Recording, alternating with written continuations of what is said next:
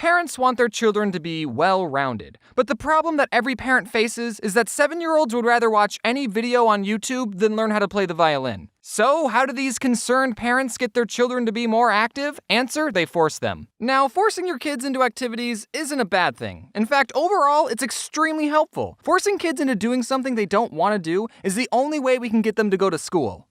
Okay, saying that out loud kinda sounded wrong. Doing extra activities, especially at a young age, not only teaches you important skills, but it also teaches you what your interests are. How are you gonna know if you don't like ballet unless you try it? I've tried it, and now I can say with confidence, ballet is not for me. I'm sure I'm not the only one who's had to deal with parents signing you up for sports, instruments, and more sports. I think when you're really young, you don't realize that you have a choice. Your parents just start taking you to soccer practice every Wednesday, and you think, oh, okay, I guess I'm doing this now. But all the activities I was forced into, while I never got invested in any of them, I'm still glad I did them, you know?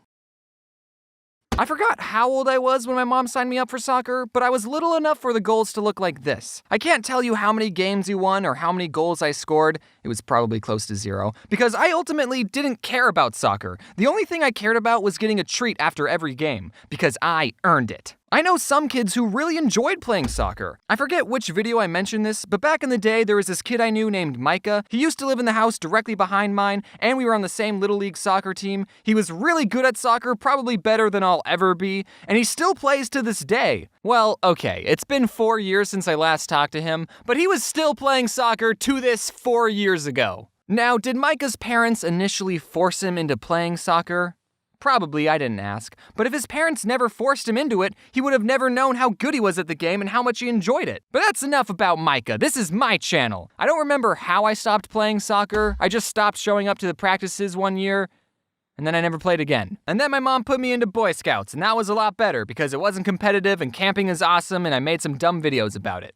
So it was a return investment. Another activity my mom put me in was this martial art class called Aikido. I'm honestly surprised I've gotten 107 videos without mentioning Aikido once. Probably because it was boring and nothing interesting happened. My mom put me and my twin sister into Aikido, and we both agreed that it was boring and we didn't like it, so we decided not to remind my mom whenever she had to take us to class, and surprisingly, she forgot most of the time. Okay, look, whenever the sensei was talking, we had to sit on our knees, and that gets uncomfortable after 2 seconds. What is Aikido, I hear you asking? Aikido is a special form of martial arts in that it doesn't teach you how to fight. Aikido is all about self-defense and to also not hurt the attacker. You know those self-defense techniques that are like, if someone tries to attack you, use your keys as a knife and stab them. Aikido is not that. An Aikido master will take an attacker's arm, spin them around, and then pin them down to the floor. Now that sounds really cool on rice paper, like if someone goes to attack you, and then you block their punch and pin them to the ground, and you just give them a look like, you wanna take me on, kid?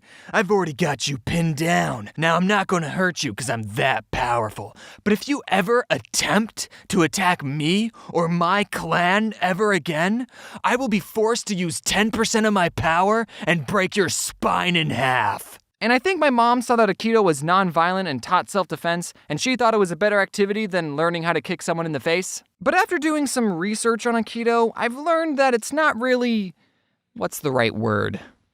Respected in the martial art community. There's a lot of people saying that the techniques of Aikido don't work against a real attack, and that if someone's really attacking you, you can't reasonably pin them down without hurting them.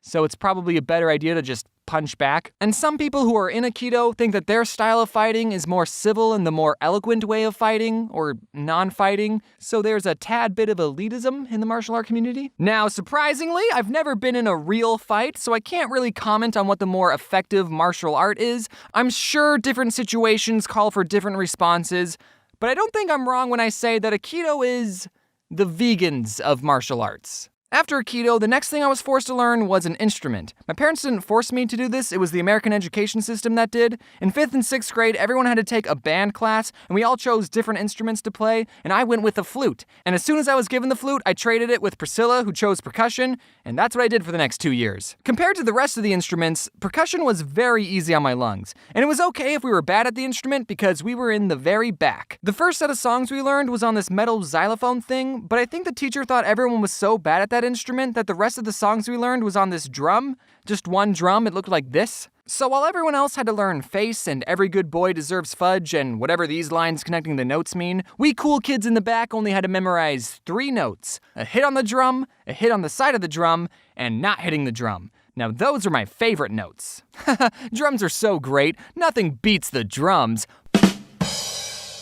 Drums are easy. So my parents tried to get me to do extra activities, but I never did more than what I was told to do. But that's okay. You should at least try new things, and if it's not something you enjoy, well, at least you tried. Now, with all the activities I did, I still spent plenty of my free time doing some other things.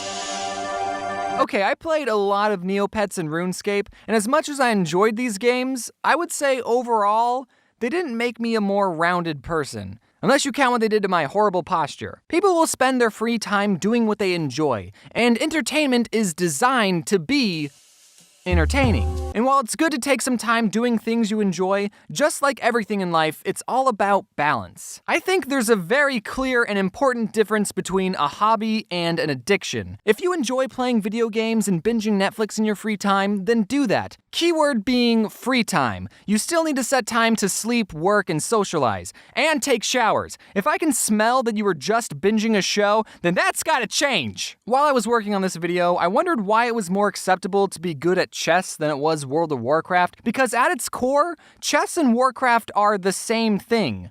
A game. But if you spend all your time playing one of these games and it gets in the way of you being a functional human being, that's when it becomes an addiction. And I would bet you one crisp dollar bill that more people have gotten addicted to Warcraft than chess. And that's why I believe there's a bad stigma with that game. Also, I don't know how WoW works, but I know in chess you need to have at least one friend. If I could go back in time, I would tell my younger self to not play Neopets and RuneScape as much as I did. I would have told me, hey, you should try out other things too, like rollerblading or the flute. Youth is the best time to learn what you love and where your passions lie. You kids have no bills, no expectations, you're not tired all the time, and everyone's telling you to follow your dreams. But not me, I'm 22. My life is practically over. I can't choose any more hobbies.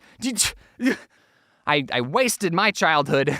I'm not saying don't play video games or don't watch YouTube. I understand that my main demographic is people who watch YouTube. But like I said before, it's all about the balance. Trademark. So go out there, try new things, join a club, go on a walk, draw something. I'm biased, but make a comic, write a short story, find a recipe online and cook something, or read a book.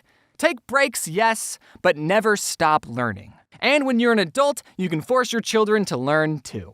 Happy 2019, everyone. How are you all doing on your New Year's resolutions? Are you still keeping track of those? Surprisingly, a lot has happened for me in 2019 already, and the really big thing is that I got a new dog. Her name is Floof, and she's the best. Aww. And I hate to break this to anyone who owns a dog, but Floof is actually the best dog in the world, so sorry guys. Oh, also this channel hit 10 million subscribers, which is just an absolutely insane milestone. Thank you all for watching my videos, and it's just wild how many people are out there watching my videos.